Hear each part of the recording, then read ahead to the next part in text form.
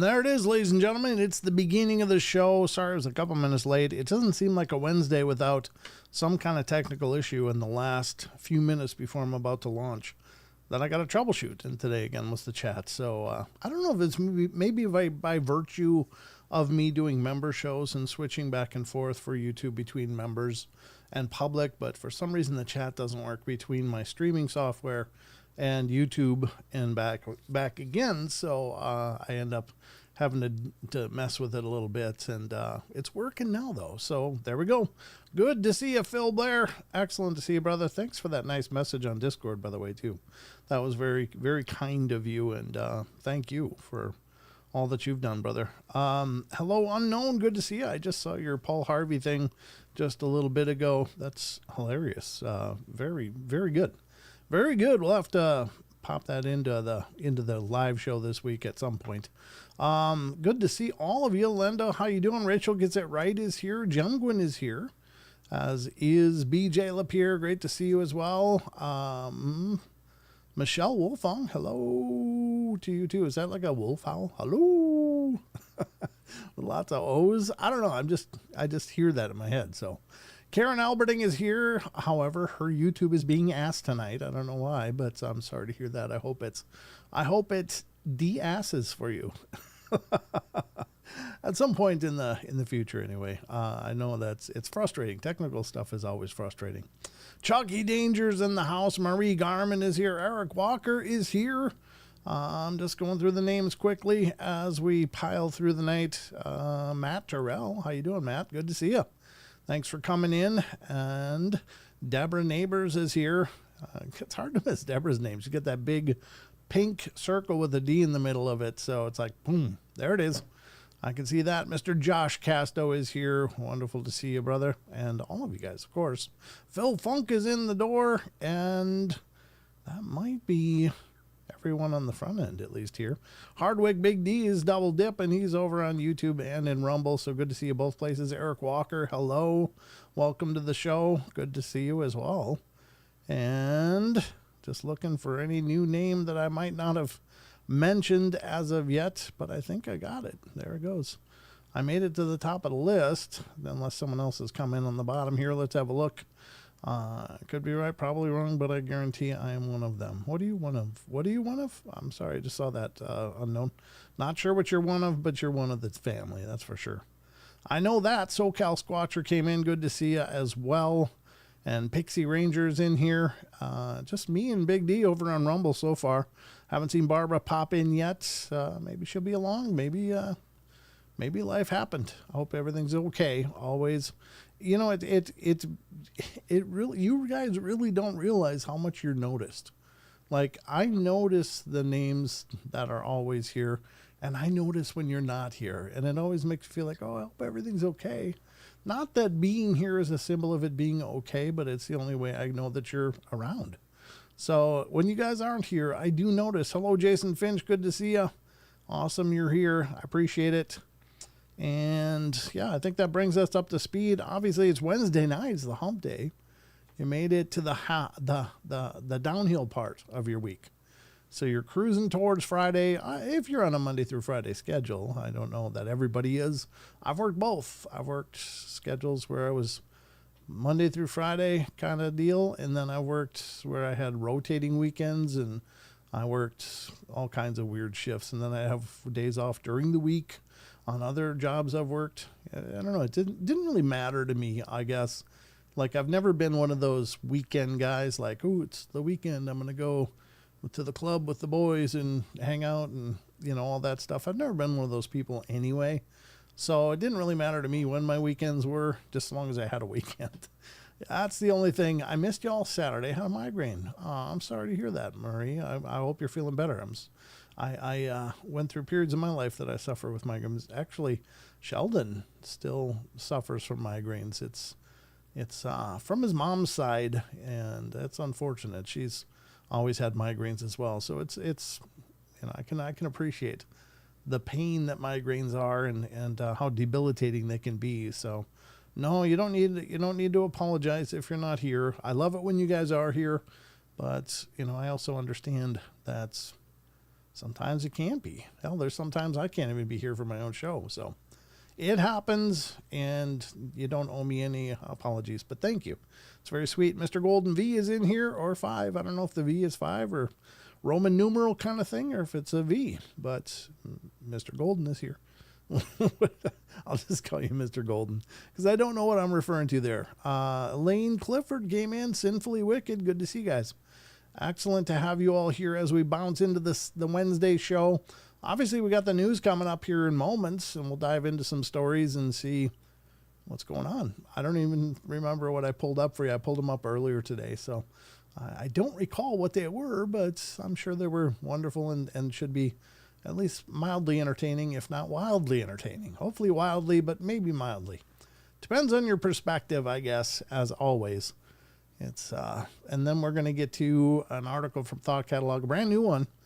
It's a little bit older, but some great stuff. And most likely some of it you've already heard before because there's limited amounts of information going on around Black-Eyed Kids. But there are a collection of Black-Eyed Kids encounters. And so we're going to go through that. Maybe you've heard of them, maybe you haven't, but Black-Eyed Kids, it's been coming up a lot, especially when I'm making appearances on other people's shows. I think we were talking about it with Tex the other night, or maybe it was Bigfoot Michigan Rob. I don't remember. But the Black-Eyed Kids keep coming up. Even if there aren't a lot of encounter stories of them, the fact that still surfaces, even still, is like, wow. Either they're still popping up around or BEK, as Barbara says over in Rumble. Yeah, she's here. Good to have you here, Barbara. It's just not the same without you. So, yeah, we're going to get into that. Then we'll get into what the hell is that and some cryptids, and we'll see where we end up. I don't know. I don't have a lot of stuff pulled up for tonight because I've had way too much pulled up for several shows and not even gotten close to hitting it. And then I've got things that have been open forever. So I thought, well, maybe we'll burn through what I got open and then I can go open some more stuff for another show. But hopefully we got enough for tonight. We'll see. Thanks to all the members who came and hung out with me yesterday. Several of you hung out with me and we just had a chat. Again, those member streams are just more of a general hangout. I just have a good time. Kind of let my hair down, and so to speak, and and hanging out with you guys in that regard. I don't know. They're not as structured as these live shows, and I kind of like that actually, because if I just did extra live shows, it wouldn't be kind of as unique, I guess. So it's kind of a different take on things. So if you're not already a member, please feel free to become a member of the channel here on YouTube. It's been incredible to see so many of you guys popping in and becoming part of that. I know it's not for everybody, and it's not a possibility for everybody. So, please only do it if it's something you can handle doing or afford doing. If you can't, don't worry about it. I want you to be okay first. Mystic Sloth came in. I went to Black-Eyed Children Ghost Walk over here in the UK, and there have been a lot of sightings of them in Cannock Chase. Oh, interesting. I'd love to learn more about that, actually, Mystic Sloth. That'd be fantastic. I didn't know that. I didn't know there was sightings over in the UK, and I'd love to. If you ever run across any material about stuff like that, feel free to email me articles, or at least links to article. You can do that by sending an email to paranormalportalradio@gmail.com. I think it's fascinating, of course. I think this is whatever Black-Eyed Kids are, it's a very old phenomena. Even though the term is more new from Brian Bethel in Texas when he had an encounter, I think in 1996, I think whatever this is much, much, much older.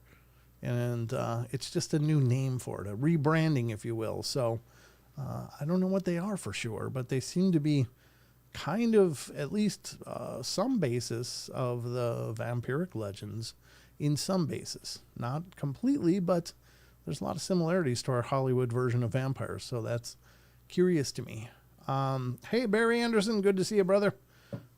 Barry Anderson, of course, has been a guest on the podcast like 6 or 7 times. Wonderful guy.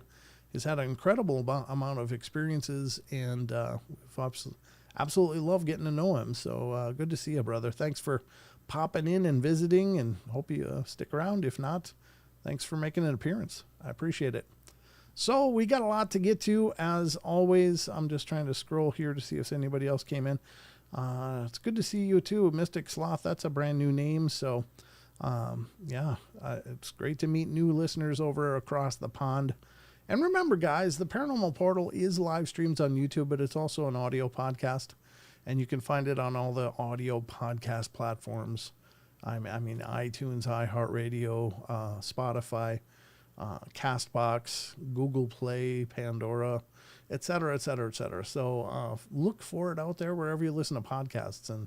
And it's a very different show on the podcast. It's more interview-based, where I interview experiencers or people in the fields, whether they're researchers, authors, celebrities, etc. So it's been a wonderful journey, but these are two very different shows, but the same name, which probably was stupid on my part. Now that I think about it, it's like, hey, we'll just call everything Paranormal Portal. Yeah, no, I can't see that there'd be any confusion with that.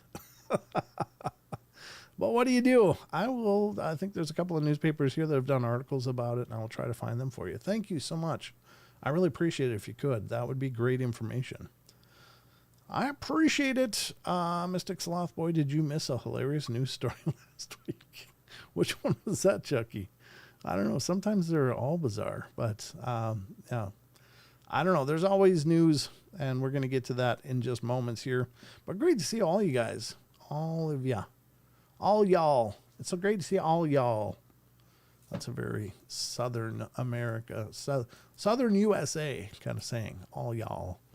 But anyway, let's see. I guess it's time to get to the news. You could have called it... No, I couldn't have called it that, BJ. That would not look good on a t-shirt. No. Not Paranormal PP. Because it would be Paranormal Portal if it was Paranormal PP. And other than the fact that you just made me say PP, which is also disturbing. So thank you for that. I appreciate it. All right, let's get to the news and find out just what's going on in the world around us, because, hell, I usually don't know until I look at the headlines. I'm not... Whispering Portal's in here. You're not late. You arrived precisely when you meant to, just like Gandalf. All right. Glad you're here now, though. Thank you for coming in.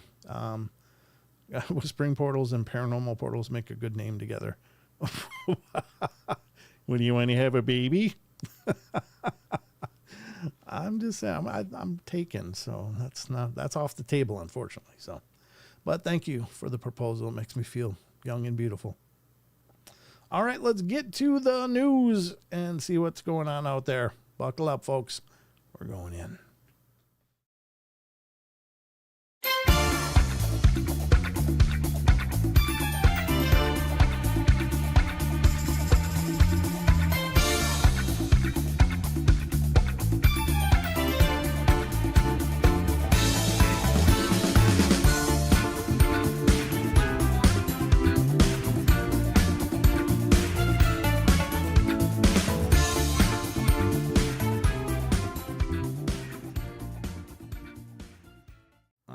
Ladies and gentlemen, it's time for the news, and we're going to see just what the hell's up. What in the hell is up? Let me actually open a browser that has the stuff in there that we can explore. So are you guys ready? We're going to start out with, first of all, before I start out, let me say this. This is something I say at the beginning of every show, and I couldn't be more sincere about it. Look, throughout the course of these episodes, we utilize a lot of different websites, and these websites are incredibly well done. These sites are so top-notch and so well-maintained and current and up-to-date, and I can't help but ask you guys to please support them. Please visit these sites. Please give them your traffic, your revenue, your attention, because there's so much incredible information on all these sites than I could ever cover through 100 years of shows. I mean, there's just so much out there. So please check them out. Please give them your love. Your traffic equals revenue. Keeps the lights on over there. So please do that. This one is going to be, the first article is having to do with the extraterrestrial files.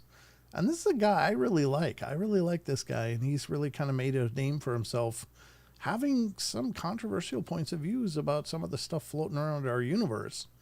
I'm speaking, of course, of Avi Loeb, or Leb. I'm I always say Loeb. I don't know why. It just sounds right in my head. But Avi Loeb from Harvard University, of course, he's a professor over there who has taken the stance that a lot of stuff, some of the stuff flying through our universe might be of extraterrestrial origin by other intelligences. So I think it's fascinating, and it's kind of refreshing that there's an academic out there who's willing to put his name down like that and with those kind of assertions. It's very refreshing. So let's check out this installment of the Avi Loeb universe. Here we go. From unexplained-mysteries.com comes the Extraterrestrial Files. Avi Loeb, latest interstellar visitor may be evidence of intelligence. Excellent. Excellent. I don't know if he's talking about that newest thing that's entering our solar system now, but let's take a look. The space rock, he argues, is extremely unlikely to have arrived in our solar system through nothing but chance. Dubbed 31/Atlas, the mysterious cosmic interloper was revealed on July 1st following its discovery by the Asteroid Terrestrial Impact Last Alert System, or ATLAS. A robotic astronomical survey which uses multiple telescopes to scan the night sky for small near-Earth objects. Measuring 12 miles across, the object is heading towards the inner solar system at 152,000 miles per hour. It sounds fast, but in the scope of space, that's not really as fast as it sounds. While it might seem as though its arrival is little more than random chance, Professor Avi Loeb, who has long argued that interstellar objects such as this could be under intelligent control, maintains that its presence here is anything but random. In a new paper in which he calculates how many objects of this size there are likely to be in the Milky Way galaxy, he claims that 31 Atlas is in fact significantly rarer than generally believed. It's not like these objects are floating around in all directions. This object was aiming to get to the inner solar system, he said. Why was it sent in the direction of the inner solar system? Loeb, who has likened the situation to Arthur C. Clarke's novel Rendezvous with Rama, which tells the story of a huge spacecraft from an alien civilization that is visited by humans after it is detected passing through our solar system. That said, he hasn't totally ruled out the possibility that it's simply a comet. The good news is that it will come closer to the sun and it will get heated up by sunlight, he said. And the more it is heated, the more mass it would shed if it were a comet, and the easier it will be for us to tell what this object is. I don't know. It's kind of interesting, right? I don't know what kind of math he's applying here for all of this. I don't know why it's unusual for an interstellar object to potentially aim towards the center of the universe. It seems that it would be just as random as if it were flying out of the universe. I mean, I don't know how many different gravitational fields and forces something like this would encounter in its journey through interstellar space, but how many different forces would be affecting its trajectory as it traveled? I don't know. It seems to me I don't understand, but that's also why I'm sitting here doing a show rather than in Harvard crunching numbers, because I just don't understand. So I don't know. I don't know what the magic here is, but I like it. I like the idea that, we might be like Oumuamua, where he kind of made his name known with his assertion that, look, Oumuamua did some really weird stuff that's just a piece of debris shouldn't have been able to do. Especially the way it took a turn and its journey around the sun and did a close flyby. And I don't know. It sounds pretty fascinating to me. So I don't know. Again, he's obviously making a bigger paycheck than I am by being smart, and I'll have to trust that at least there's some foundation for his ideas. And I'd love for him to be right. I'd love for it to be something interstellar that's making its way here on purpose. That's kind of cool. And also a little frightening, but a little cool, So there you have it. First article. What do you think? Do you think some of these objects are manually controlled and driven here? I don't necessarily mean that they have to be occupied by intelligence of some kind, but could they be being controlled by some intelligence somewhere? And I suppose it's possible. So there you go. I just don't know what to think, but maybe. Again, it's no wonder I like this guy. He just puts it all out there. He's balls to the wall. I love this guy. Very cool.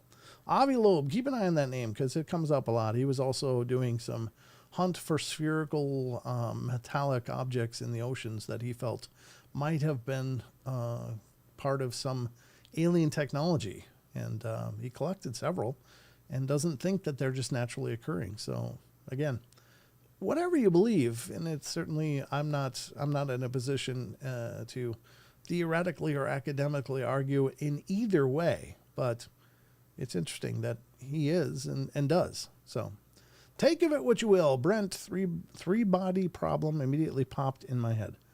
Brent, 3 body problem. What does that mean, Marie? 3 body problem immediately popped in my head. I don't know what that means. Avi Loeb is definitely one of our champions. Yeah, absolutely, Phil. Oh, thank you, Mr. Spaced Out Radio Dave Scott. God bless you, sir. Thank you for priming the pump tonight. I appreciate that, Mr. Dave Scott, ladies and gentlemen. And after the show tonight, if you're thinking, where can I get some more high-quality paranormal entertainment, head over to Spaced Out Radio on YouTube and check out Dave's live shows. He does an incredible job and a wonderful guy.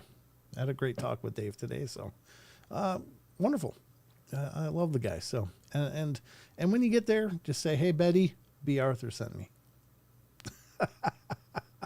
because he calls me B. Arthur, and of course I call him Betty White, just to make sure to spread that equally.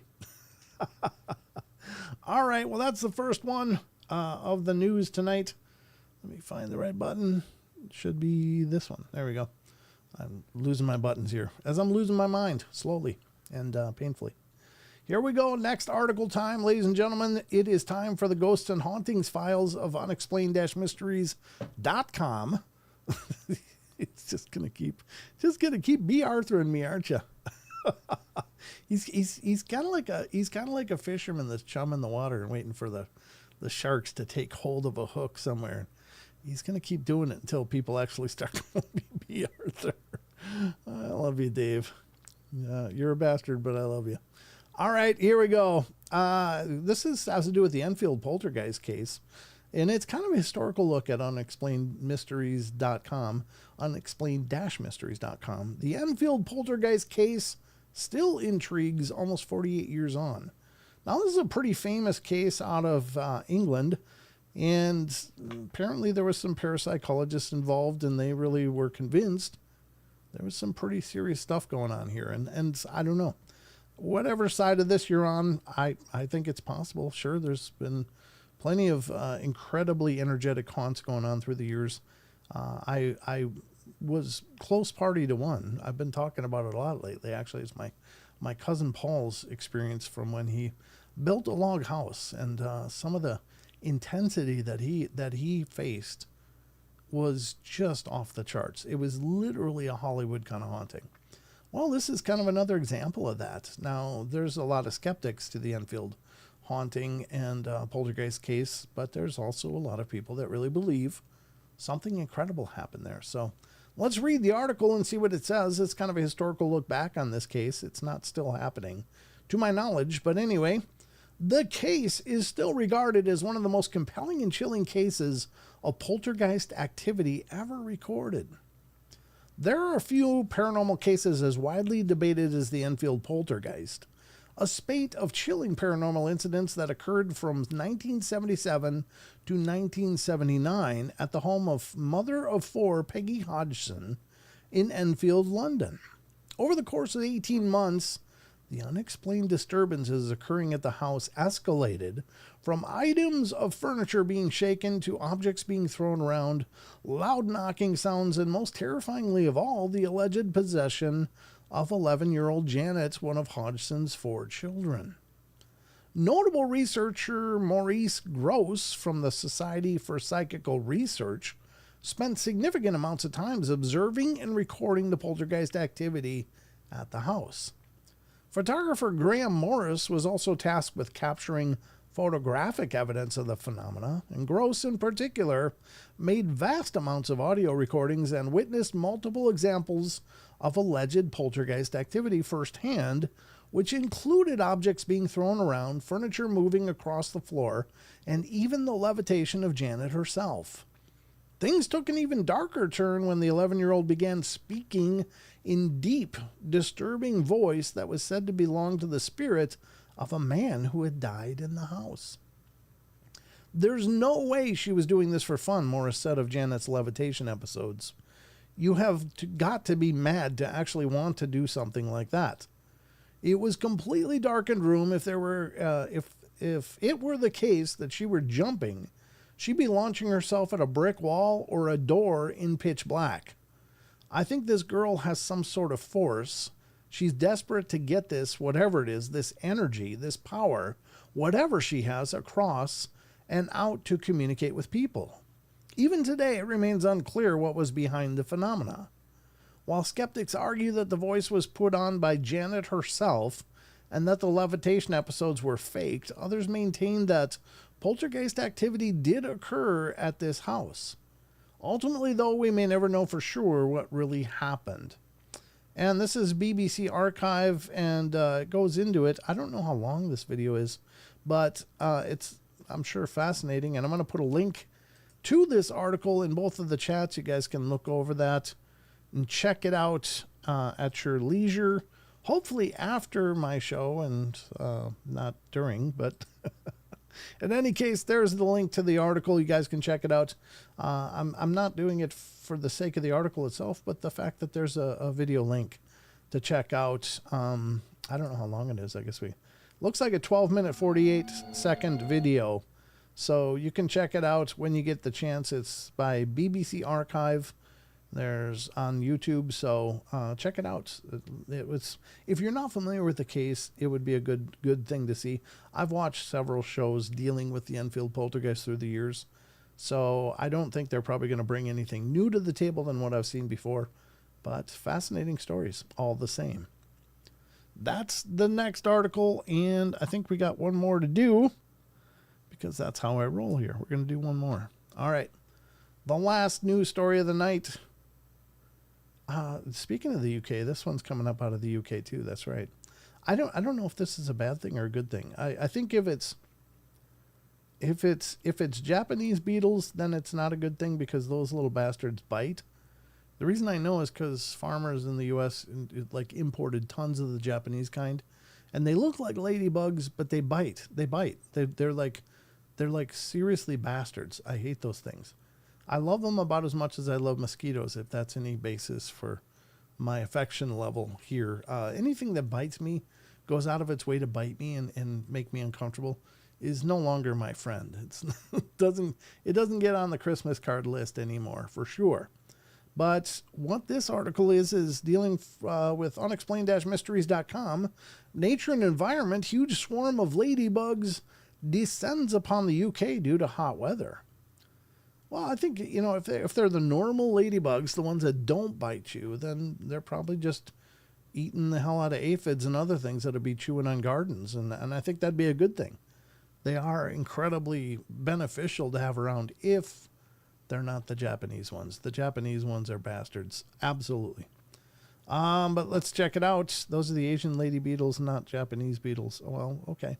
Lady, whatever they are, they bite. I always heard they were Japanese growing up, but I didn't know. But I know that they bit, and it sucked.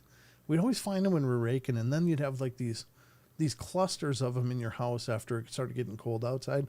Like they would come inside to make it through the winter. It's like, oh, I'd love for you to be snacking on me all winter long. No, hell no. Get the spray. It's time to die. But anyway, let's check out this article. It said it is thought to be the largest swarm of insects to have ever been seen in the country since 1976. What happened in 1976? Most of the time, it's quite a privilege to see a ladybug owing to their striking coloration and distinctive shape, but fascination can quickly turn to disgust and even distress when you end up surrounded by thousands of them at the same time. Yeah, nothing's fun with thousands of them around you.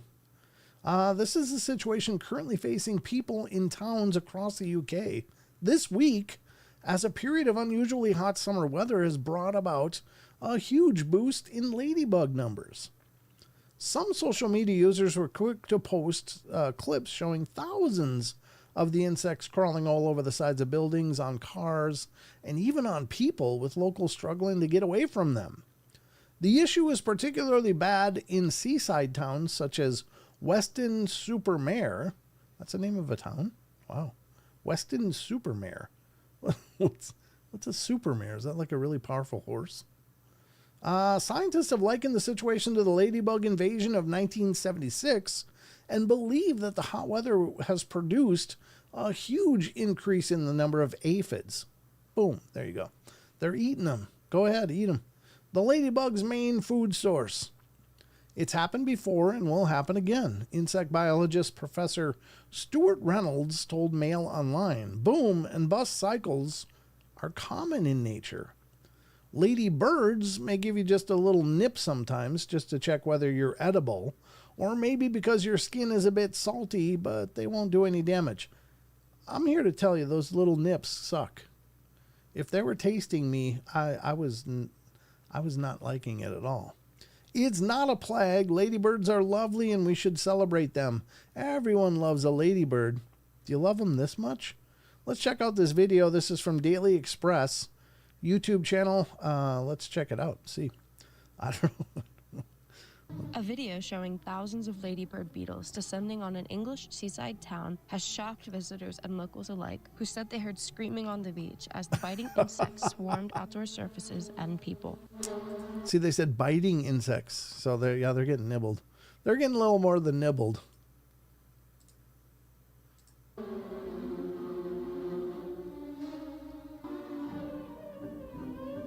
I don't think there's many aphids on that metal, probably. Oh, look at that. Ahoy, matey. That's not good. That's not good. Yeah, I don't know. I mean, that's a lot of them, but I think that's nature balancing itself, right? Like if there's an explosion of aphids, then there's going to be an explosion of predators that eat aphids. Just, it's the way nature works, which is cool. But if they start nibbling on you, that's no longer cool. Give you a little nibble. It's like they try to make it sound all sweet. Oh, they might give you a little nibble. It's like, no, that sucks. Their nibbles suck. They don't feel good at all. But there you have it. I don't know. I hope you guys know. Over across the pond are handling that okay. That doesn't look very fun. But if it's eating aphids, that's good, because aphids will decimate the hell out of your crops in a hurry. But I don't know what to tell you. This has been a presentation of the Paranormal Portal News. Hope you guys have liked it. Hope you found some merit and value in what we're talking about here. And we'll do more news in the coming live shows. So until then, let's get back to the rest of the show.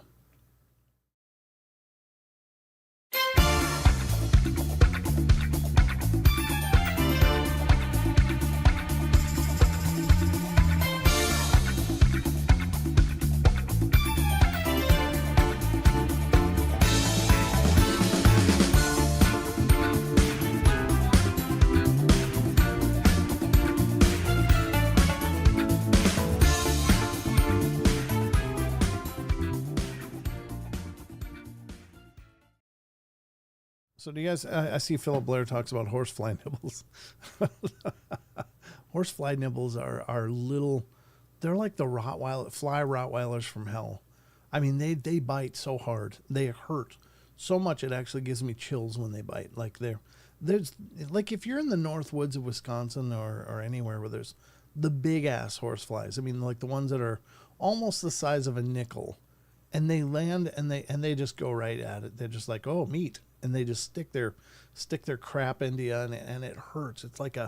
It's black flies suck too. Black flies, we had those all the time back along the lake shore back in Minnesota. But the big ass horse flies, that's a whole nother level of suck too. The black flies suck, and it hurts terrible. But I got a cool horsefly story for you, and I don't know. It was almost like little heavenly deliverance.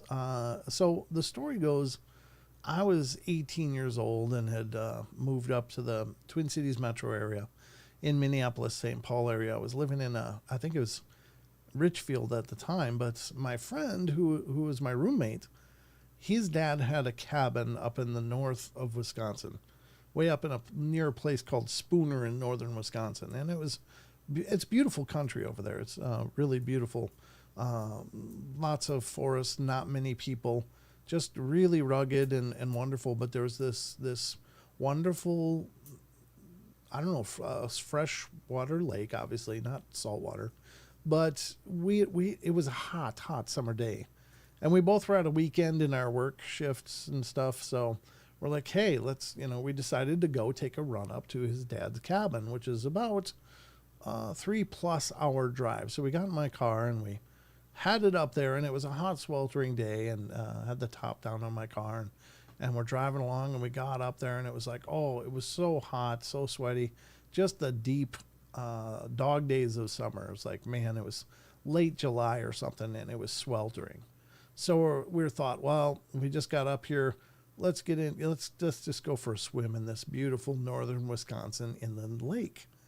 And so we did. We got all changed in, and we dove in the water and we swam out. They had the neighbor, who was also a relative, had like a floating platform that was on barrels and stuff. So we swam out to that, climbed up on there, and we're just sitting there, just refreshed from the cool water, the spring-fed lake, and dripping wet, and sitting in nothing but swim trunks and sucking in the sun. It was just perfect. And then suddenly, like a cloud of those big ass horseflies showed up. And it was horrible. Like, we've got all this exposed skin, and man, they're hitting us, and they're landing and biting, and we're wet. Like, we're like the perfect food source. We're like kind of softened and from the water. And these things were landing and just almost felt like you're taking chunks out of you. It's like, and we're trying to swat them, and you can maybe hit one every once in a while because those big horseflies are pretty slow, but there's so many of them, and we were just being tormented. I'm like, no, we just gotten up here. It was our weekend. We were all just set up to enjoy ourselves and relax and have a wonderful time. And this cloud of horseflies was just tormenting the hell out of us. And we were miserable. We're like, no, we got to, just jump in the water and swim back is what we're thinking. But we're trying to make it work because, we just got there. And we were just finally relaxing. And suddenly, out of nowhere, came a whole gang of big-ass dragonflies. And I'm here to tell you, this was about, probably 150 or 200 of these huge horseflies, and these big ass dragonflies flew in, and I'm telling you, it was like air-to-air combat. These things were just right in front of you, grabbing horseflies out of the air and like chewing on them as they flew on to get the next one. And systematically, these dragonflies wiped out the entire cloud of horseflies. And we were both like, whoa. It was amazing. It was amazing. It was just the perfect time and the perfect solution. It was a dragonfly hunter party. Absolutely, Philip. It was so cool. And from that day on, I've loved dragonflies. Like, they're my insect heroes. They're like, yeah, go kick some, bug ass or whatever. I don't know. It was so cool. They just literally, and they were just like acrobats. It was like seriously a dogfight of opposing teams, but the dragonflies were like the jets, and the horseflies were like the biplanes. It was no competition, and they systematically caught and ate every horsefly until there were none, and then they left, and we were all alone, and it was just perfect again. It was amazing. It was a cool story. Now, is that paranormal? Yeah, it was like Star Wars in real life. Yeah, exactly. It was like the X-Wings just moved in and wiped them out. It was crazy. But is it paranormal? No, but it was honestly and very sincerely the answer to a prayer, because it was the hottest of the hot days, and we had made that big journey to get up there and just connect with nature and to just relax and unwind, and then it was wrecked. It was so wrecked, and we were so disgusted and disappointed. And I was like, come on. You know, you look at the sky and you're like pleading, like, no. And then the dragonflies came like just little angels of rage and fire, and they just cleared them out. It was perfect. So to me, it was a magical moment. It really was. It was a magical moment. To anyone else, it's like, well, that's, you know, the horseflies get eaten by dragonflies. That's how it works. But man, it was so perfect. It was cool. Dragonfly had heard the swarm of flies, probably, yeah, or our screams of pain as they were biting into our wet, moist flesh. Those, I mean, they're the huge kind. So when they bite, it was like getting hypodermic needles jammed into you over and over. It was so horrible. So anyway, it was pretty cool. Yeah, first double booty fest. So there you go. That's my dragonfly story. I love that story. And as honest to God, I love dragonflies ever since that time. I thought they were cool before, but when they saved us, they were my heroes. They were awesome. So there you have it. That's my dragonfly story. We got tons of dragonflies. Never kill them ever. No, not at all. Never kill a dragonfly. They are nothing but good. They eat everything that I don't like. So anyway, that's my story. I'm sticking to it. But we got to get to a thought catalog article. And this article is from Chrissy Stockton, who's, you've heard me read her name before. She's done several thought catalog articles through the years and just an incredible job. And this one was, when was this one from? 2013, but it was last updated a year ago in 2024, in January of 2024. So it's an older article, but and so that's why I said maybe some of these stories you've heard before. So first off, what are black-eyed kids? Hell, I don't know. I don't know what they are. I'm not so sure that they're physical. I'm not so sure that they're just spiritual. I'm not sure if they're terrestrial or extraterrestrial. I kind of think that there's something akin to demonic in some way, but I don't know what way. And I'm not sure what they do. I don't know what they want or what they feed on or what's the purpose of their visits. I just don't know. But I will tell you this, whatever they are, when people are encountering these things, even before they've seen them, like the knock will come on the door at weird times, and people walk towards the door with genuine curiosity and even irritation. Who the hell's knocking on my door now? And they go to answer the door. And so many times in so many encounters with the black-eyed kids, the first thing people report is a sudden and terrifying feeling of dread. Before they've even looked, they get the feeling like, oh no, this is not good. So it's some primal part of the people is picking up on whatever malice or malevolence is standing outside of their door. So it's not just, oh, we just don't understand them, we should get to know them. No, it hits them on a very primal level, like, oh no, whatever's on the other side of this door is horrible.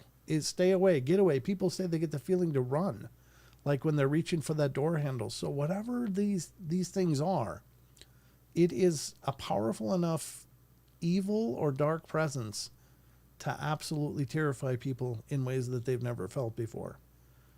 And that should tell you something. I've always maintained that you'll know you're in the presence of true evil, like true evil, because you will feel it through your body.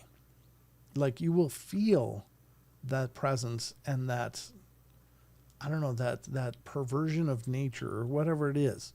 But you got to trust those feelings. And so that is definitely something that comes up with these things. So does that make them demonic? I don't know.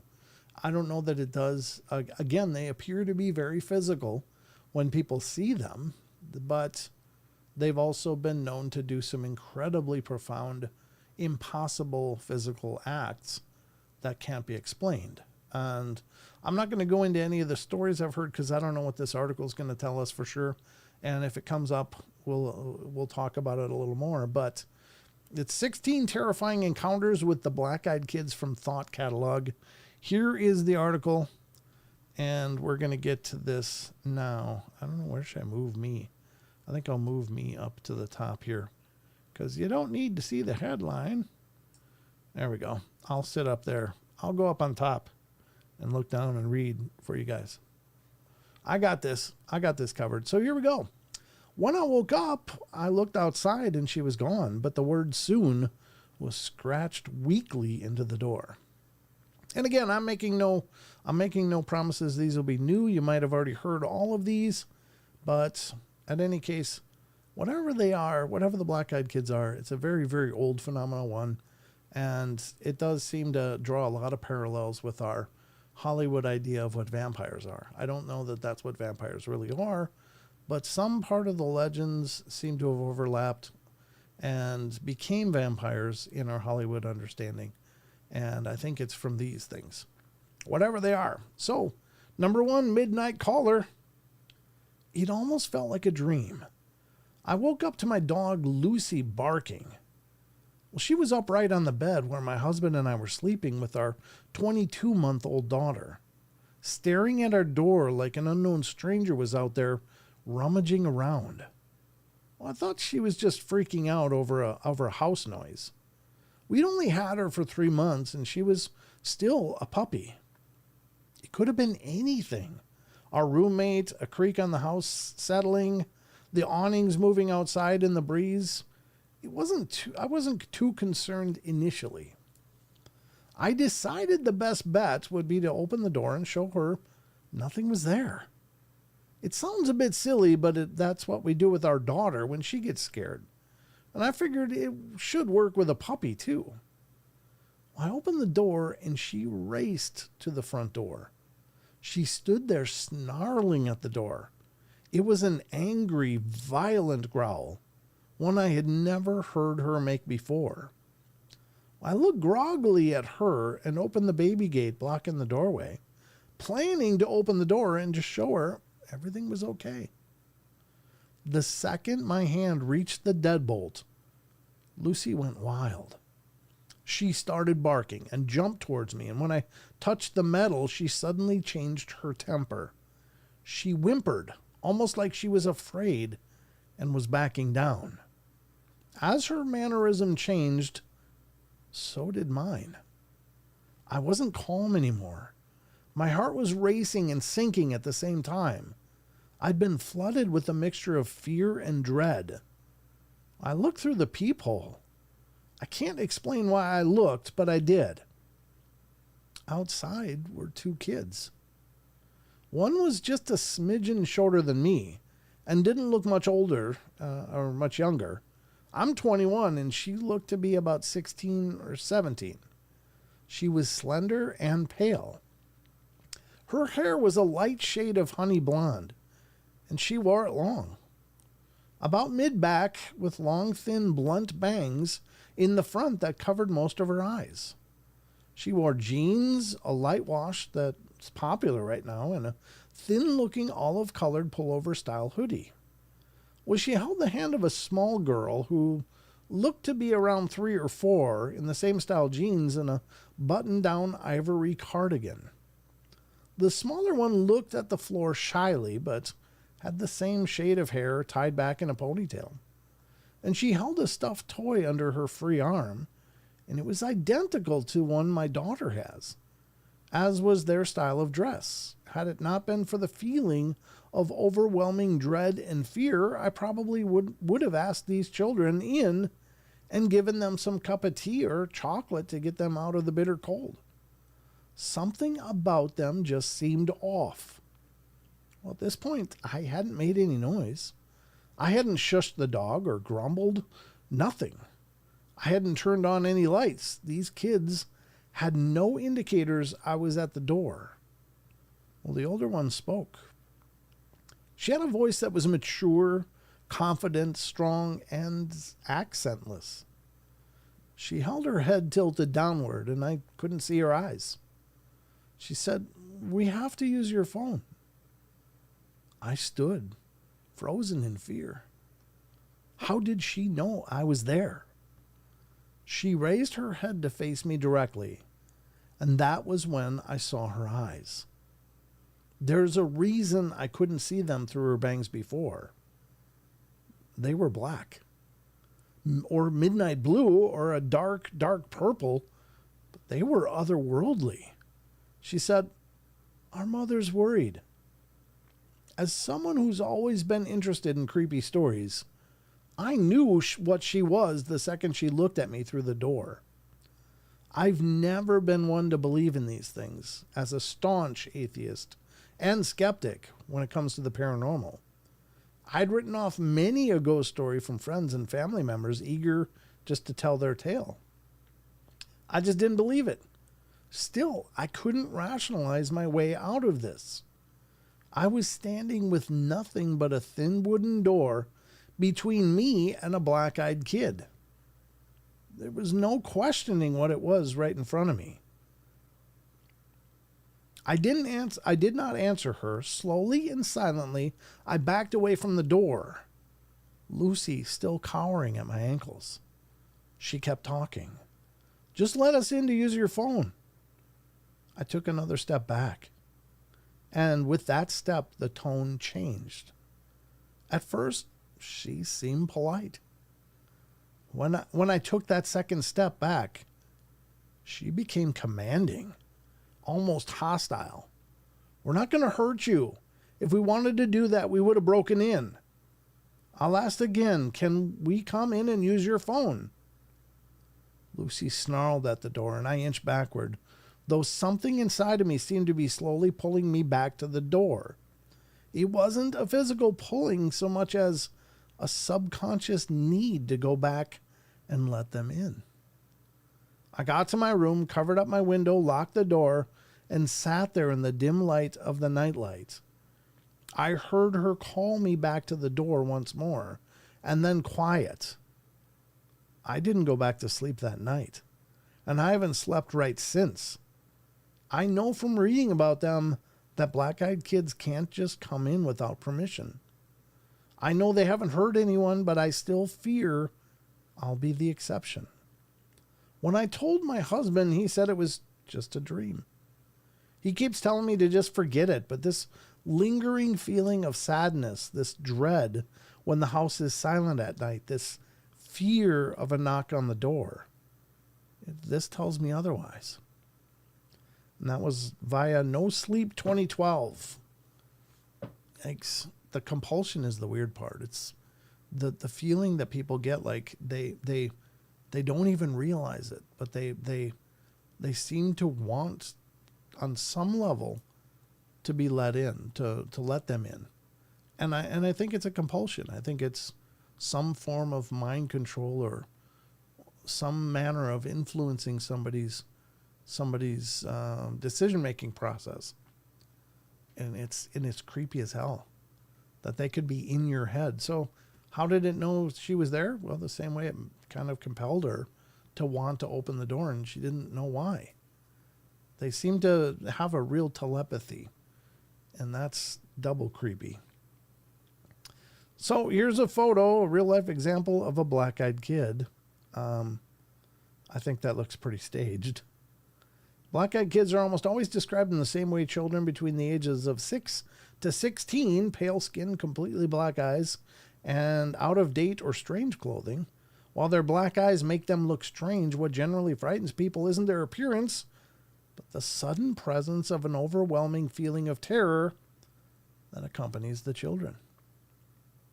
I think we've covered this a long time ago. This does look familiar, this picture, so maybe this article's a repeat. If it is, it's still a great article because it's a great cataloging of some different accounts of the black-eyed kids. It's just a strange phenomena. I don't think this is an actual photo. It says a real-life example. I don't think so, but I guess when I'm hearing stories of black-eyed kids, this is really what I'm picturing in my head. Oftentimes they look like they're severely underdressed for the weather, like they're wearing summer clothes, and it would be like a deep fall. You know, hoodies are real common though, and I think that's because they're hoodies. They can pull up a hood and cover up and not be noticed, but still creepy. I don't know. Yeah, it looks staged. Yeah, I think so too, Phil. I think so too, but it's still a good depiction, I guess, of when you're trying to conceptualize what does a black-eyed kid look like that. That's it. That's what they look like, I think. I haven't seen them, thank God. I've seen strange things. And I've seen strange things that I've never talked about, but I don't think I've ever seen a real black-eyed kid. And I know that I really don't want to. I just don't know what the hell they're doing. That's the weird part. It's the unknowns. Maybe they're benign, but they don't leave people feeling that. They leave people feeling like they just dodged a bullet, and that's not good. I mean, that's obviously some parts. Maybe it's a guardian angel. Maybe it's a spirit guide or something just going, no, no, screaming to them on a very base level to don't interact. It is creepy. I wonder what the inverse of a black-eyed kid is then. So like if there's a counterbalance, like black-eyed kids are on one side, what would be the inverse of that on the good side? Black-eyed kids, what? I don't think it's angels, because I don't necessarily think black-eyed kids are demons or like a full-fledged demon, but there's something nefarious. So, not sure, but creepy. Please read more. Well, I will. I will read more. Here we go. Number 2, bus encounter. Just for you, Joanne. Said, please read more. All right. I was riding the bus back home from work, and it was about 1 a.m.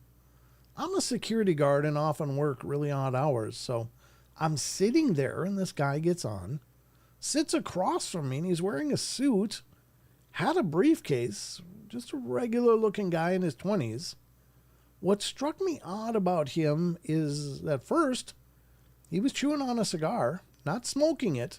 You can't smoke on the bus, but it was just looking at him while he stared out the window and chewing his cigar. All of a sudden, he turned and looked at me. His eyes were pitch black, just as you described. My heart started beating like a mad MF, and I felt my gorge rising. What's a gorge? I don't know what kind of story this is. I don't think he meant anything inappropriate. I was starting to panic, and I had no idea why. I was just pants pooping terrified of this guy. Then he grinned at me, and his teeth were all covered in tobacco bits and brown juice. The cigar clamped between them. I almost screamed, but instead, I had the presence of mind to just get up and take the seat right behind the driver. I calmed down a bit after that, but I kept an eye on the guy. He ended up chatting with some girl that got on, and they were still talking when I got off. I later convinced myself that he was just trolling me, having fun with a pair of contacts, but now I wonder. Yeah, that's not good. That's not good. I don't know that you can just, hey, you got black eyes, you get the hell off this bus. I mean, you can't just do that, because obviously it could be somebody just being a dick, but could also be something horrible. I think he'd look out for that woman maybe a little bit, but I don't know. I guess his sense of duty, when he punched that clock, he's done caring, I guess. I don't know. That's creepy. 10 facts about the black-eyed kids. Here we go. 10 facts. Black-eyed kids will look like normal human children between the ages of 6 and 16, but with pale skin and completely black eyes. Additionally, people who have been in close proximity to black-eyed kids report a feeling of unease that washed over them. While nothing about the children's appearance, aside from the eyes, generally frightened people, they still reported feeling range from anxiety to terror at the presence. And that's the evil part. I mean, that's something very, very primal within us is warning us. And you can't ignore those things. Some people have also reported seeing black-eyed kids that have talons for feet or other demonic attributes, but most sightings are of seemingly normal children. Don't know. I don't think I've ever heard of black-eyed kids with talon-like feet. That'd be almost like a harpy thing, wouldn't it? Next one, black-eyed kids are commonly described as wearing dated clothing or dressing in a manner that is not typical of a normal child for their age. Yeah, true. Like almost like they crawled out of a crypt somewhere. It's like, yeah, that's not what you should be wearing anymore. Not that the fashion police are closing in on them, but if they want to blend in, they're not always doing a good job at it. Next one, black-eyed children always ask for something. It is always something that involves being in close quarters with you. They will ask for a ride in your vehicle or to enter your home to use your phone. Next one, there are no reported stories of what happens when you let a black-eyed kid into your vehicle or home. All stories come from people whose eerie feelings made them flee from the children. Not true. Not true. There are a few I've covered through the years, very rare, but a few that I've covered through the years of people that did let them in. And what happened to them is shocking and horrifying if the stories are indeed legitimate.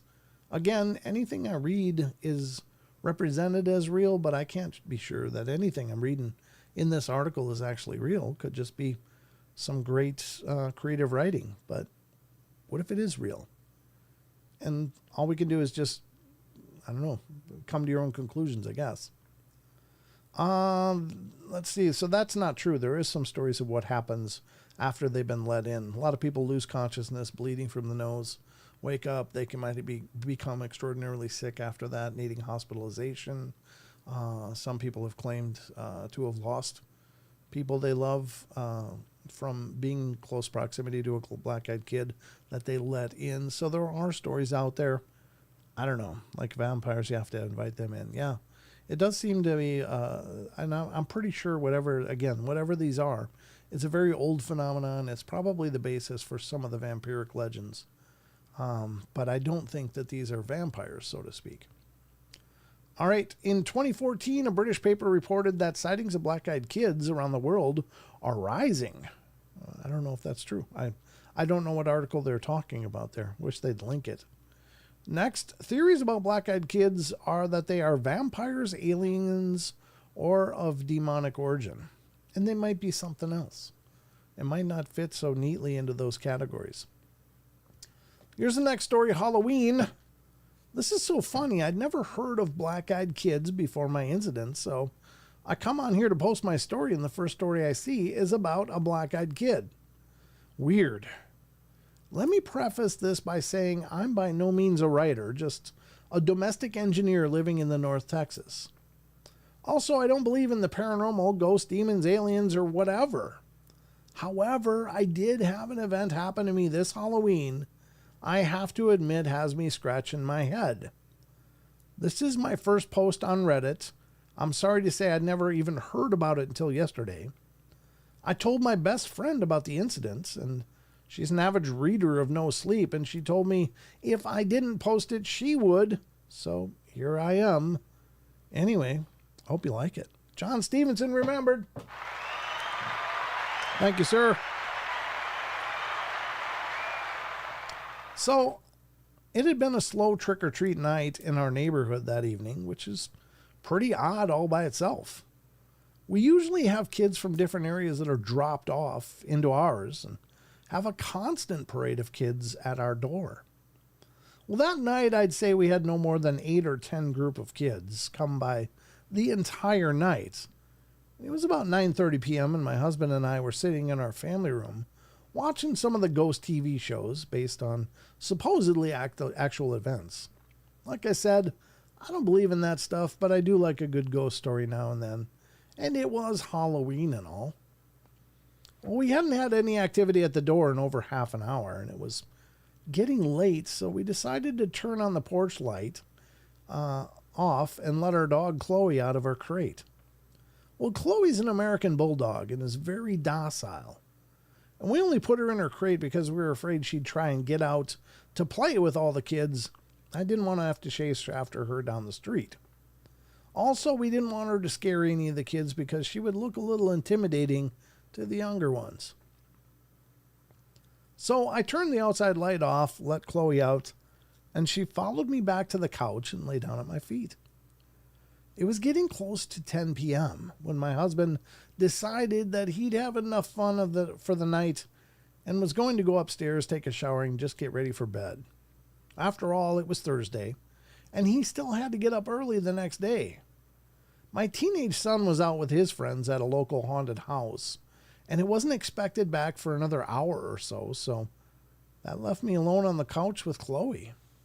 Now, just because I don't believe doesn't mean that those shows don't freak me out a bit. And being alone now watching, I'd have to say that was kind of on edge, as it were. It wasn't long after I heard the upstairs water for the shower turn on, there came a light knock, knock, knock at my front door. Well, my initial reaction was, what the hell, really? It's almost 10 o'clock, go home. But soon an uneasy feeling came over me. Why the knock? Our doorbell glows in the dark without the porch light. It would be pretty obvious to anyone out there. Well, I paused. I couldn't really just ignore it. Our front door has a big beveled glass panel, and anybody right at the door could see in enough to see that somebody was there in the living room watching TV. It'd be pretty rude for me to just sit there and not answer it. Knock, knock, knock. Again from the door. Well, I glanced down at Chloe, and she was gone. My gaze followed her usual path to the door, expecting her to be on her way there as she normally does. Nothing. She wasn't there. I stood up to look around the room better and found her crouching by the back door like she was wanting out. However, she never asks to go out like that. She always comes and licks my hand or puts her head on my knee.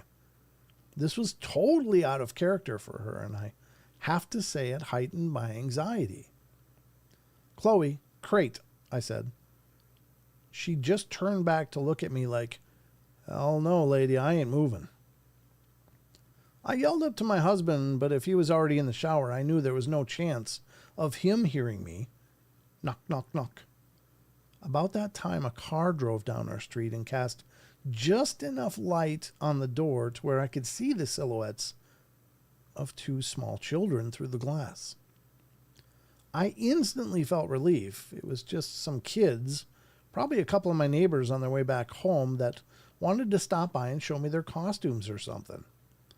I headed to the door and looked back to make sure Chloe wasn't going to follow. What a great watchdog, I thought to myself as she just sat there. I turned on the porch light when I got to the door, and sure enough, I could see through the glass that it was a couple of pretty small kids. A little late for such young ones, I thought. I began to wonder about what kind of parents would let their kids run the streets that late at night. I only opened the door enough to where I could block Chloe's escape if she decided to grow some balls, which was only about 2 feet. What struck me immediately was odd, as the kids weren't wearing any costumes. They were in normal street clothes, also no customary trick or treat either. I began to feel very uneasy again. It was a girl and a boy. The girl to my left was older, I'd say about 11 or 12, and I could tell she was blonde, but I couldn't make out any distinct features as our lights are from high above on the columns in front of the porch, so most of the light was coming in from behind them. I had not opened the door wide enough for any light from inside to hit them directly. The boy was younger and about a foot shorter, I'd say 8 or 9, and looked to have light brown hair. The little girl very politely spoke up.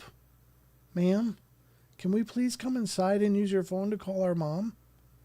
As she spoke, something in the pit of my stomach was telling me something was wrong. What kid, even at that age, doesn't have a cell phone of their own these days? I couldn't remember the last time I'd had anybody asked to use my home phone. Hun, don't you have a phone of your own you can call your mom on?" I asked. Well, this is when things got really weird. Both kids turned to look at one another like they were going to say something to one another, but neither of them spoke. They both turned back to me, and the girl said, "Ma'am, my cell phone battery doesn't have any charge left in it. Can we please come inside and call our mom? We're alone out here and my brother's scared."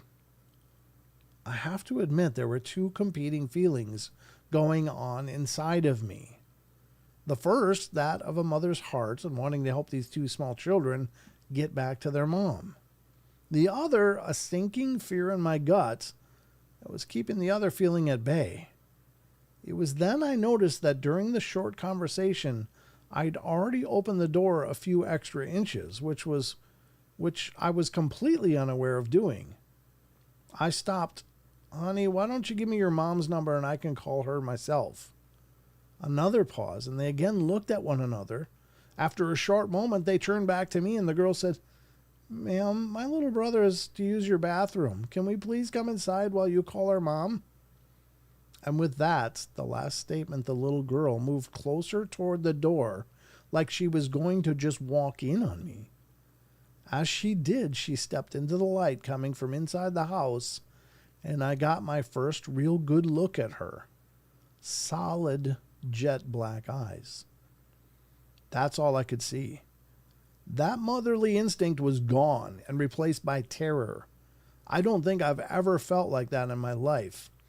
I could feel every hair on my arms and back of my neck standing at attention. I closed the door to where just my face was able to stick out. The little girl stopped and again pleaded, Please, ma'am, we're really scared and alone out here. We have to come inside. Please help us. And then, like on cue, both kids began to whimper and cry. And that is when the fear took over, and I shut and locked the door. I'll call your mom if you give me the number, I shouted through the door, but I'm not letting you in my house. I could still see them standing there on the porch, just staring at me through the beveled glass pane. Part of me wanted to run upstairs to my husband, but a bigger part didn't want to lose track of where they were. That would have freaked me out even more to not know where they were. After what seemed like forever, but probably only a few seconds, I decided I'd call my neighbor that lives across the street. As I made my way back to the side table by our couch to my phone, I glanced back at the back door. Chloe was nowhere to be found. We later found her in the guest room under the bed. When I got to my phone and started to look for his contact info, it was only then the kids stepped away from the door and began to walk to the street. As they did, I walked to the door and get a better look to see where they went, still not calling my neighbor. If you get close enough to the glass, you can see out enough to make out people's shapes, but you can't see much detail. Of course, standing that close to the door would make you pretty obvious to anyone outside looking in. From the door, I could see that the kids were standing under the street lamp nearest my house, just staring at me. As I lifted the phone to my ear after calling, only then did the kids start walking down our street. I met my neighbor out under the lamp once he was out there, but the kids were nowhere to be seen. Like I said, I don't believe in any of this stuff and never heard about black-eyed kids before talking to my friend. What I have to think, is these kids were just out yanking people's chains on Halloween night. But I will say this for them. They were good. Really good at it. They scared the hell out of me and my dog. That was by Sarah Beth 11. Yikes. I love licorice. Am I a black-eyed 41-year-old? I don't know, Eric. We can't see your eyes. Just saying. We don't know. I love black licorice. Love that anise. The anise. I just had some licorice from a store near here. It was from Australia. There was 2 bags of it. I had one black licorice and one red licorice. And they were good. They were really good. I love me some licorice. I don't know how you guys got on a black licorice, but offer a suspected black-eyed kid black licorice. If they eat it, then you know they're not human. Wait, I don't have black eyes at all, Rachel. I just like black licorice. Just saying. I don't know. I like the stuff. I like it. There you go. That was a few takes on the black-eyed kids. We'll do more next time. We'll go to the text message video next time on the show. But we got more to get to here because we got to get to the what the hell is that? If we don't do that, then what the hell is that? So it's time, ladies and gentlemen, for the hell is that? Indeed, what the hell is that? That's what I'm wondering. There you go. We're going to find out because I got some videos. I got some stuff to pull up for you guys. I also, I know I've been recommending Tales from the Grid Square lately, especially when we were reading that Thought Catalog article dealing with military encounters. But I thought, you know what, tonight I'll actually go through one of the stories on Tales from the Grid Square, which again is Nick Orton's site on Instagram. He's doing a hell of a job over there. A great guy. He's been on the podcast with me. He was on Sasquatch Chronicles podcast. And that's where I was introduced to him. I was like, wow, I like this guy. I'd like to talk to him. And so I did. And he came on the show. I'm going to have to get him back. He's a great guy. Hey, Justin Good Earth. Good to see you over there on Rumble. Popping in. So we got Big D, Barbara, and Car Juice over there. And Justin Good Earth. So good to see you all over there on Rumble. But it's time for What the Hell Is That? And this is a newer segment of the shows where we discuss video, photo evidence, and etc. And we decide what the hell is that? As much as we can. I can't be real sure about anything. The first one that I'm going to show you, I don't think is the actual footage, although it's been sometimes portrayed as the actual footage of this event happening. This is, I think, a reproduction that was done to illustrate what happened during a missile test with a intercontinental ballistic nuclear missile they were testing. And what had happened was allegedly a saucer came up, raced alongside of the thing, overtook it, started zapping the rocket from different angles, flying all different angles around it, zapping it until the rocket broke up. Now, apparently there is footage of it. I don't think this is the footage. I think this is a recreation to try to show what they actually captured, as I recall. But, you be the judge. At any rate, we're going to look at this first because I think it's pretty fascinating. I've queued it up as close to the beginning as I can. It kind of starts, the black object on the screen is actually, I'm going to have to shut that off, aren't I? That's going to happen again next when I go back to my original camera page. But here's the video. This is the UFO. This is the missile. There's the vapor trail from the missile being shot. And this is the beam it's shooting at the missile. We'll let it play through a few times. This is coming from, whose page is this? I got to see. It's from a Reels page. It's coming from Guardians of Atlantis, their Facebook page. Again, they don't own this video. They just made a video of it or decided to republish it. But it looks like it comes from UFOlogia. It looks like an Instagram page. That's the Instagram logo there. So, all right, let's check it out, though. This is, again, I guess a really good reproduction of what was witnessed during this missile test. I don't think, again, this is the actual footage. It may be. I might be misremembering this. It's been a long time. But I saw this and went, oh, yeah, I remember that footage. But here we go. There it is, blasting the cone. Shoots over. Now, remember, this is actually beating a missile in flight and zapping it on cue until the missile eventually breaks up and then fails.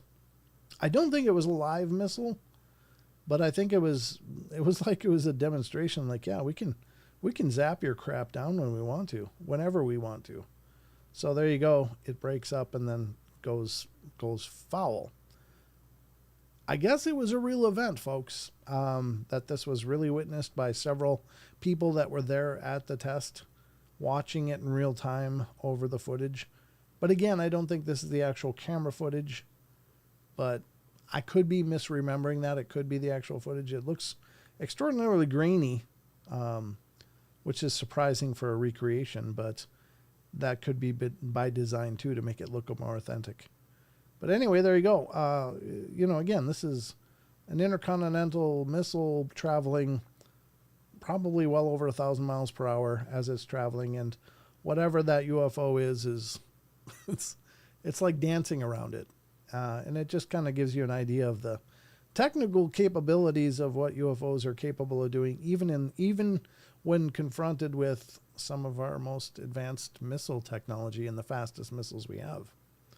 So there you have it. I thought it was interesting because it is an actual case file of UFO lore. I can't verify any of it.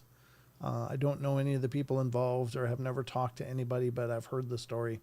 And it's a kind of a cool representation of what was witnessed.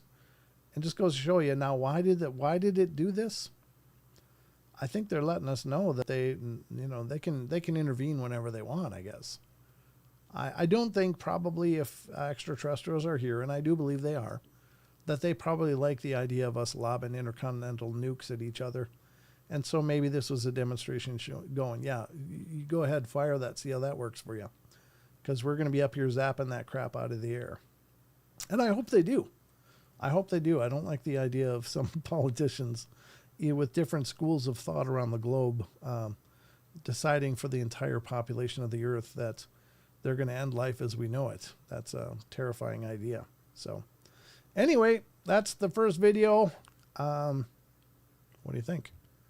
I remember that military guys got called in. The military guys got called in, yeah. Yeah, this is pretty famous. UFO seem to be highly interested in our nuclear technology. Yeah, you're right, Chucky. There's so many sightings around nuclear power plants, around military installations where nuclear weapons are stored or kept, around silos. There was a case in, I think, North Dakota of a UFO coming and disabling like hundreds of intercontinental ballistic silos around the Dakotas. The interesting thing about that is that it's not like these silos were running on the internet. There was everything about them were isolated standalone systems. However, the UFOs were able to just come over. I don't know if they shot any of their light stuff down when this happened, but they found out that the first, I think the missiles like went active, and they were like, oh no, we didn't do that. You know, with so many checks and balances with the safety, including the whole proverbial 2 keys activated at the same time kind of stuff. A lot of safeguards built in, and they still went active, and then they were activated, then deactivated, and then they were, you know, absolutely junk after that. Like they couldn't have been fired at all. Like they came through and just zapped a whole bunch of them. So the interesting thing is it's not like they just hacked a network, the aliens, and then screwed with the system enough so that it couldn't work. These are standalone, safeguarded, multiple levels of safety built on top of each other to make sure for, you know, no inadvertent activations. And yet they were able to activate and then disable all of these that are on isolated standalone systems. So with a lot of mechanical features, not just data points, with mechanical keys and triggers and all kinds of things that would have to be manually activated. So it's pretty fascinating that we're dealing with that much of a technological difference between us and them. But I'm glad if they're doing this, I'm glad they're doing it because, again, I don't like the fact that politicians hold the keys to our entire civilization on a global scale. These people are usually train wrecks, and it's absolutely frightening that they hold so much power. So a lot of very weird ideals out there. So that's the first one. I'm going to have to turn this off quick. Where is it? What the hell is that? Yep, we're going to do another one because there's more. That's the first one. Second one we're going to do. This is another one that I find really interesting. This is another video. This one's coming from Haunts and Hollers on Facebook. Haunts and Hollers, Haunts, and Hollers, Hollers, on Facebook. And this is another one of those captures that look like there's a security guard having a conversation with someone that no one else can see. Looks like the guy's talking to himself. And I think these are fascinating. I don't know how often this stuff happens, but it seems to be surprisingly common in ways that you wouldn't think it would be. But here we go from the next one of what the hell is that? Security guard talking to ghost. I don't know if I'm going to play the narration. Maybe I will. I think I turned off the narration because there's music. But again, it comes from Haunts and Hollers on Facebook. I don't know that that's the source, but they played it. So we're featuring their channel as we play it. Here we go. This man He called his boss asking him, why didn't y'all tell me they had a new employee, right? Whoops. He kind of... Let me do this. I got to go back and redo it. Hold on. Let me pause. Because you guys heard it, but you can't see it. Because brilliant me forgot to put it on screen. Here we go. Security guard talking to a ghost. He called his boss asking him, why didn't y'all tell me they had a new employee, right? He constantly looking back, right? He talking to somebody, right? Just watch. This is creepy.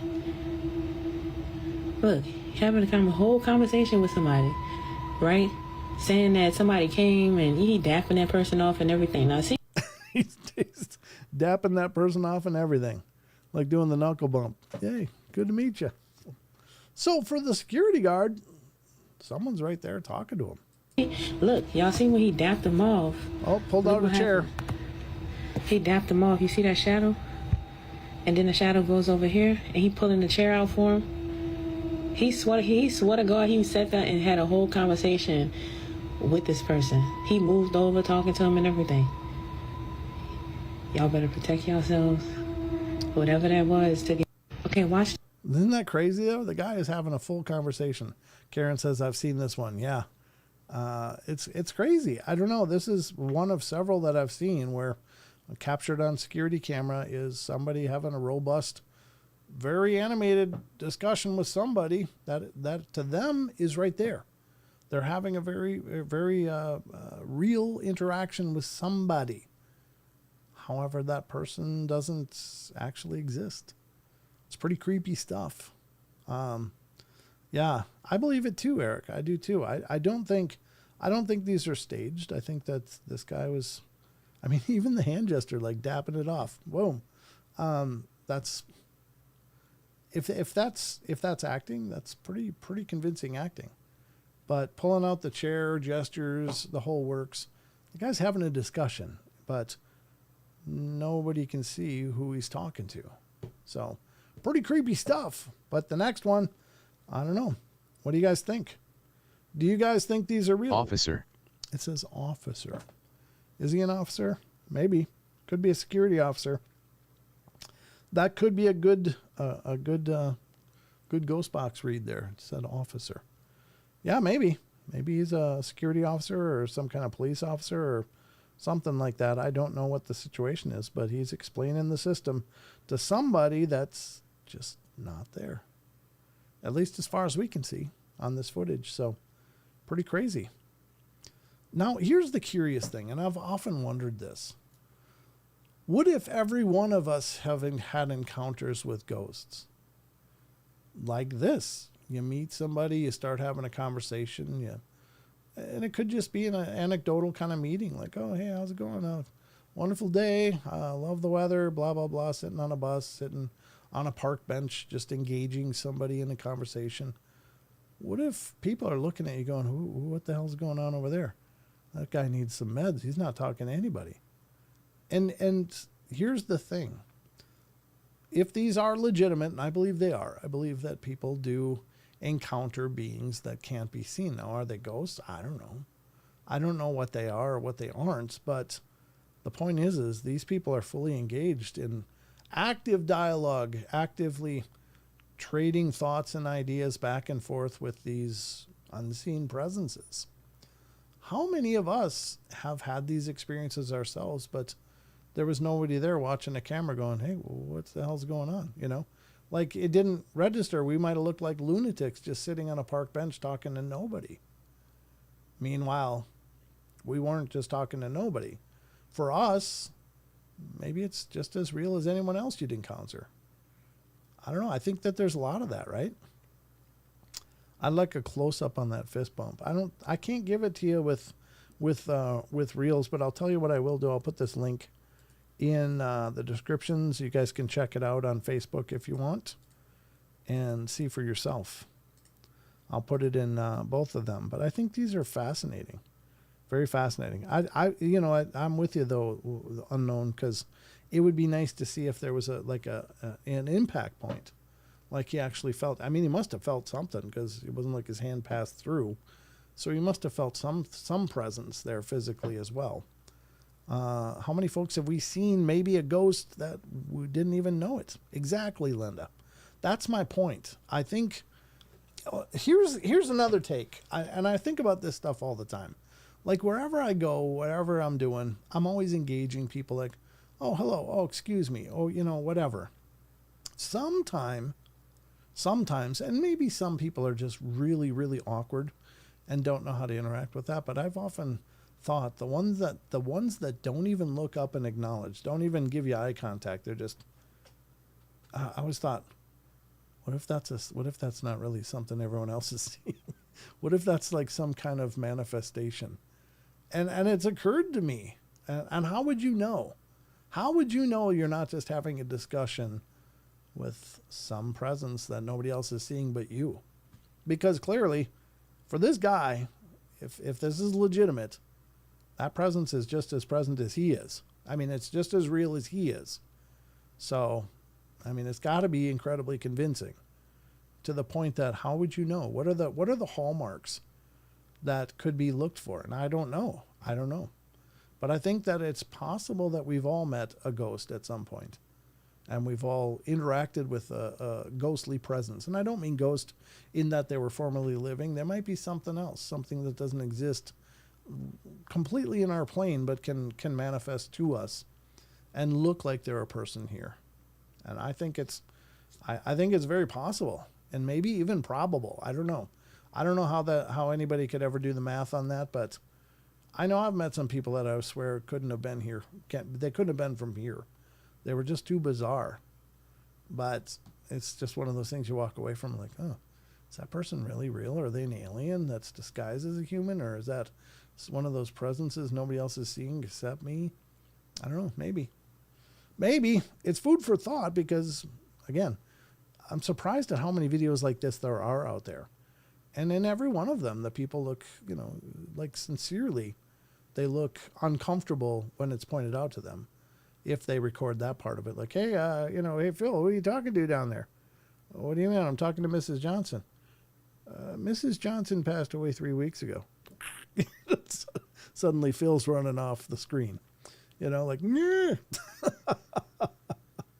That's kind of nightmare fuel when you think about it. But the link is there if you guys want to check it out. 50-50. This is happening more lately. Maybe the ghost appears solid to the viewer, but not anyone else. Yeah, exactly, Jose.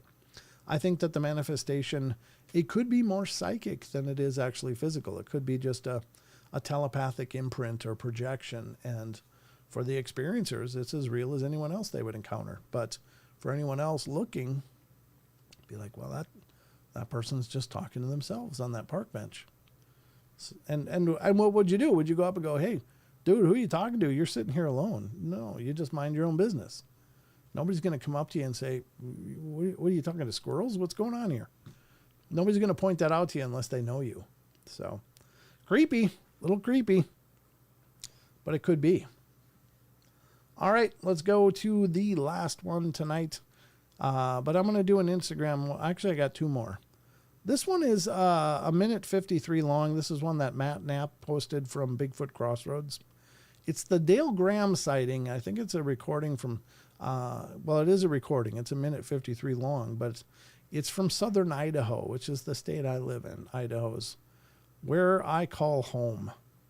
But this is one Matt posted. He posted it a while ago. I've had it open for a while. And I'm just getting to it now. So check out Bigfoot Crossroads over there. Matt's doing some great stuff. Check out his show, too. Bigfoot Crossroads is a fantastic podcast. Matt's really doing some great work. All right. There's some shows that I'm just absolutely floored with. Hello, Mark Eddy. Good to see you, brother. Hi, Brent and Roomies. Good to see you, man. Great to have you stop in over on Facebook. All right, here we go. This is the Dale Graham sighting from southern Idaho, posted by Bigfoot Crossroads. Here we go. I don't know if this has music. I muted it for some reason, but let's check it out. Well, I came up to get a load of firewood, and right over here I fell some trees, and I blocked them all up and put the chainsaw down and started loading the truck. Just about the time I was done with the truck getting loaded, I smelled something, and I was thinking maybe it's a dead animal, dead cow, something up in here, because you always find them up in here. And then it dawned on me that, why didn't I smell it earlier? So then I started looking around, and there he starts up the hill over there. And like I say, he walked like an old man, a tired old man. He took his right hand, reached out, put it on the tree, and all I could think of, well, I need to go. I mean, he kind of scared me, but he didn't make nothing threatening. He just mind his own business and just going on with what he wanted to do. I left my grease gun, and when I seen him, I decided the grease gun wasn't that important. I thought I was going to leave it, and we walked up today, and it's laying on the mountainside covered with grass and debris. In my mind, I can picture what an old man like is walking up a hill, and that's what he did. It's the same way. He just like he was tired. And he was in no big hurry. He didn't seem like he was spooked by me, and I know he knew I was there, but he didn't pay me no attention. Graham's experience closely aligns with many others. Bigfoot seems curious, attracted to things like woodcutting or children playing. And then there is the telltale smell that Graham noticed, also typical of Bigfoot sightings. In fact, researchers have built a full profile of Bigfoot behavior. Okay. Nah, we don't want that. All right. That's another one. Very cool. That one's a new take for me. I'd never heard his story before, but I thought that was good. Switching over to Rumble on my TV, Matt Terrell says. Wonderful. Join the Rumble crew. They're over there. We got Dog Digger over there, Car Juice by Remora, and Justin Goodearth are over there. They'd love to have you over there. Matt, you're welcome to join them over there. So, that one's cool. Is that not much that we can get into as far as picking that apart, but I think it's a great take. And again, Matt's posting some great stuff over there. So next one is just from the Creepy Files. This one we have our very own Chucky Danger to thank for it. From over on Instagram, Chucky sends me creepy stuff as much as he can. God bless him. And looks like is it a video? I think it might be a video. I might have to shrink it down a little more. All I get is bigger words and smaller videos, so I'm going to go opposite. I don't know if this is a video. Yeah, it is. Okay.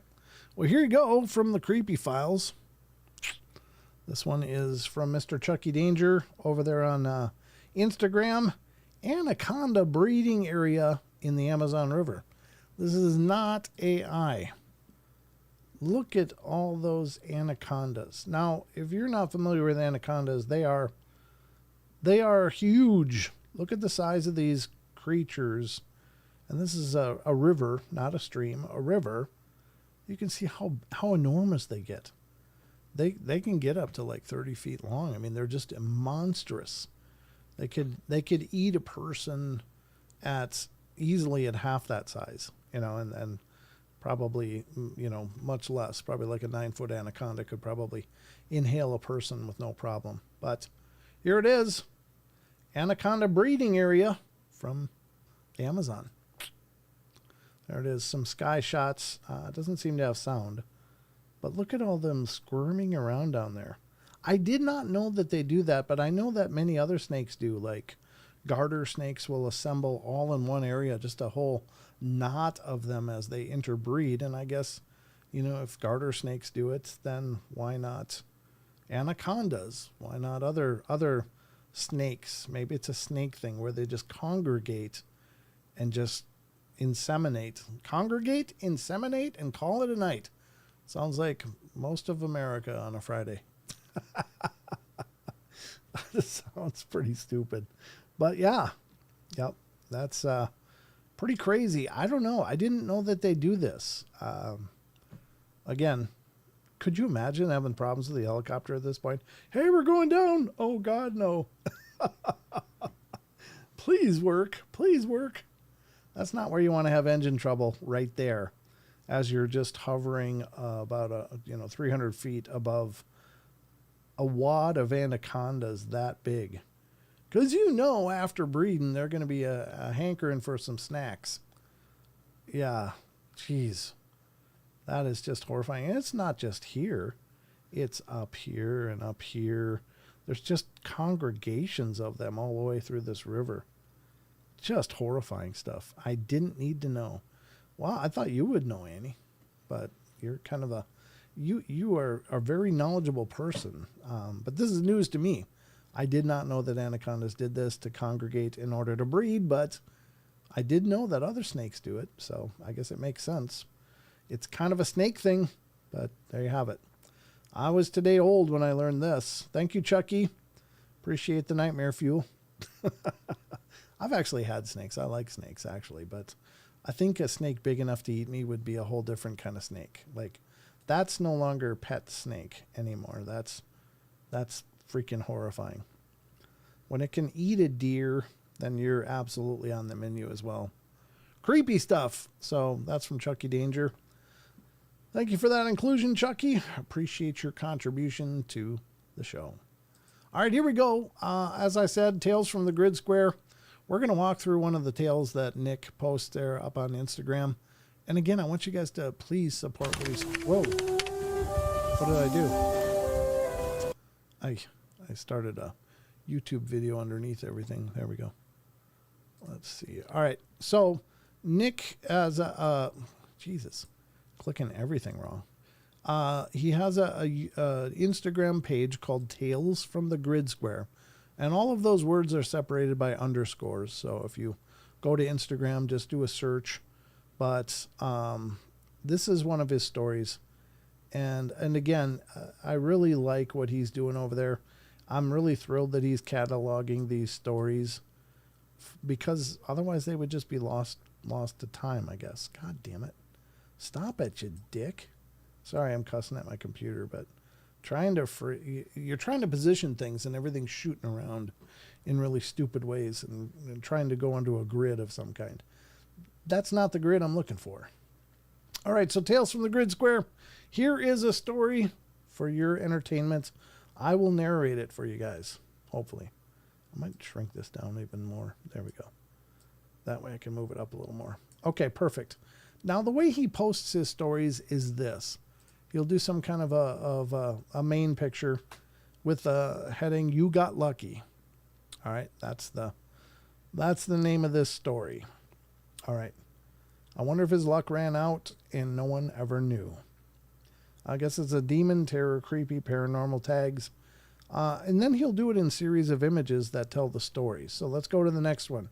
Let's see what this "You Got Lucky" is all about from Tales from the Grid Square. My great-grandfather was tough as nails and didn't talk much.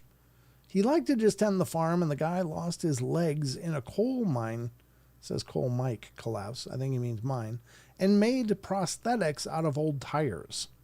But when he was a bit younger, and when my great-grandmother was about 13, she asked him if he was ever scared of something while he was drunk. He told her there was something that freaked him out, and he told her that when he first bought the land, and he was finding his hogs and chickens dead in the morning. So at night, he went out to search. It was a bright night because of the moon. He picked up a lantern and a shotgun and went out looking for this culprit. He found a chicken that was dragged through his cattle pasture and dead by the woods, and it was freshly killed.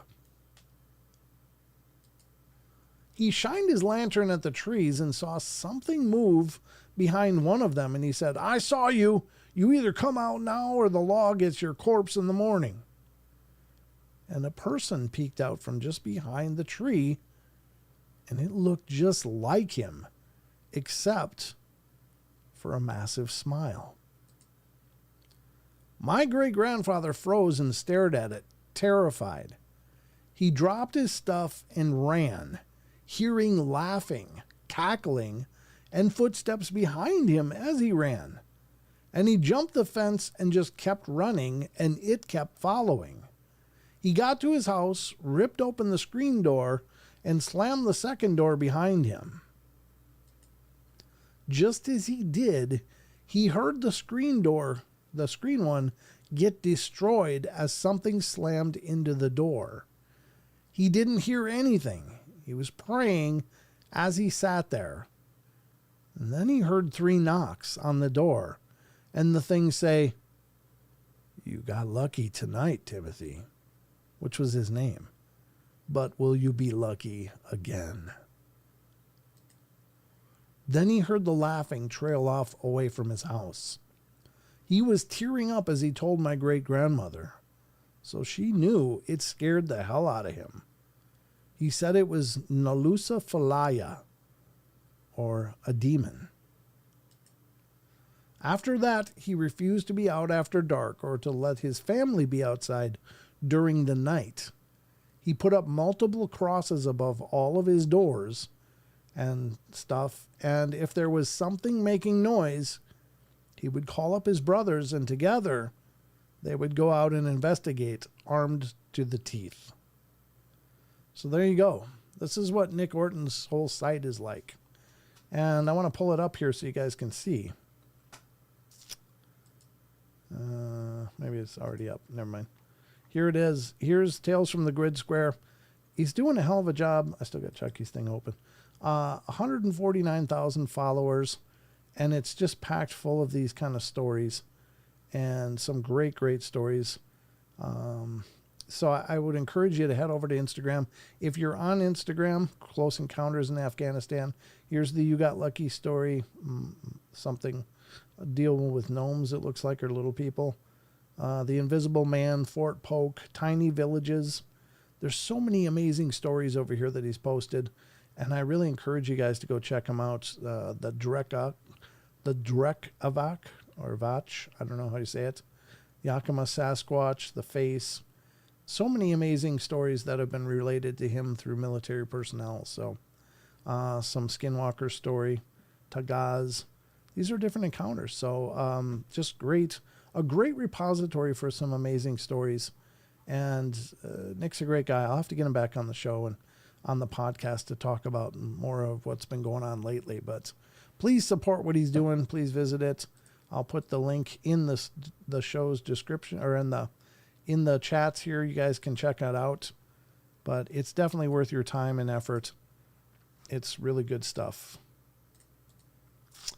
Very cool. That's creepy as hell, that whole demonic. And it looked just like him. Oh, with a big wide smile and cackling laugh as it chased him. Ugh. That's horrifying. All right. So there you go. We're actually out of time. We actually went through the whole night, but I did want to feature this, feature his site, because I've been referring to it for several shows now. As we wind things down, I just want to encourage you, if you're still looking for another dose of the incredible paranormal, supernatural 4D and weirdness, go hang out with Dave Scott over on Spaced Out Radio. He'll be going live in just minutes, and you can go check it out.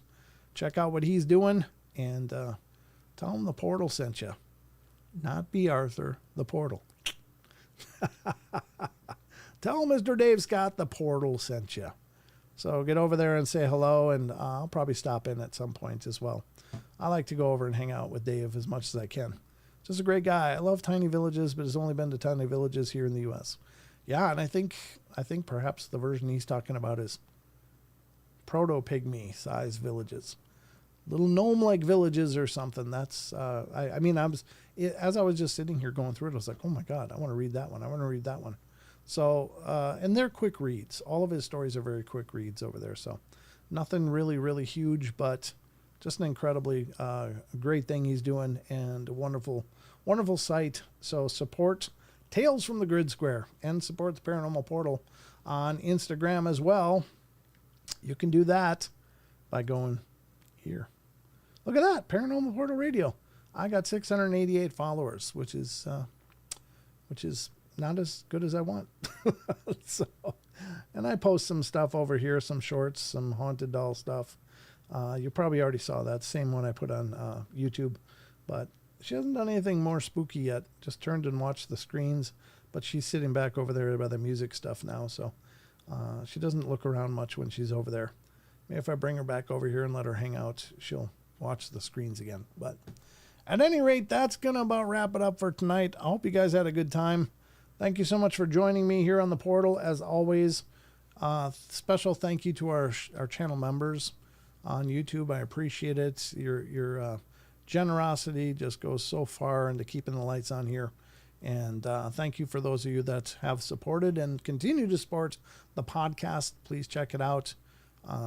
There's some great episodes over there. I'm just started season 7 now. So lots of seasons to catch up on. If you've not heard the Portal podcast before, go on to Spotify, go on to iTunes, go on to iHeartRadio, go on to Pandora, Google Play, Castbox, Stitcher, etc., and search for the Paranormal Portal and get subscribed. If you're in a platform where you can leave reviews, please do so. That really helps a bunch too, because I know a lot of people use reviews. I use them when I'm checking out something I haven't checked out before. I look at the reviews. So please leave your kind and glowing reviews on there. If you hate the show, don't bother. Don't bother. It's okay. Just don't waste your time. Brent, you and Dave Scott could do some fake drama to drum up interest. Nah, there's too much drama in all of this anyway. I don't want to add fake drama on top of the real drama that goes on with some personalities in this space. I like to be peaceful and have fun. So I don't need no dramas. But anyway, that's going to wrap it up for us tonight. And I will see you guys on Friday night here on the show. So please tune in and check it out. All right. Love you all. Be good, be kind, be nice. Take care of each other. Help each other out. Find the magic in every day. And remember to laugh as much as you can. I'll see you on Friday night, everybody. And make sure on Friday you check out Lon Strickler first on his live stream on YouTube and Facebook, as well as mine. And then close it off with Dave Scott.